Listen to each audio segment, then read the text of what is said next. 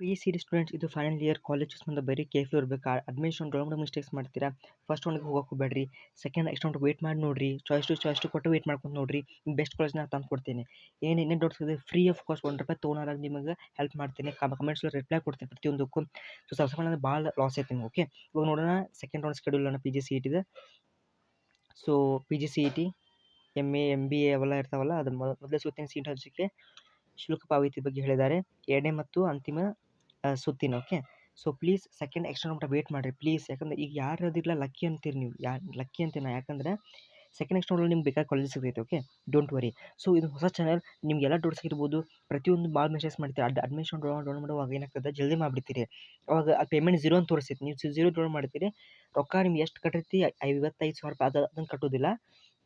Printout ಮಾಡುವಾಗ ಭಾಳ mistakes ಮಾಡ್ತೀರಾ. ಕಾಲೇಜ್ ರಿಪೋರ್ಟ್ ಭಾಳ ಮಿಸ್ಟೇಕ್ ಮಾಡ್ತೀರಾ. ಅಂಥ ಮಿಸ್ಟೇಕ್ಸ್ ನಾನು ನಿಮಗೆ ಹೆಲ್ಪ್ ಮಾಡ್ತೀನಿ. ಸೊ ಪ್ಲೀಸ್ ಹೆಸರು ಮಾಡಕ್ಕೆ ಅಂತ ನಿಮ್ಗೆ ಅಂತಿಮವಾಗಿ ಎಲ್ಲರಿಗೂ ಹೇಳ್ತೇನೆ.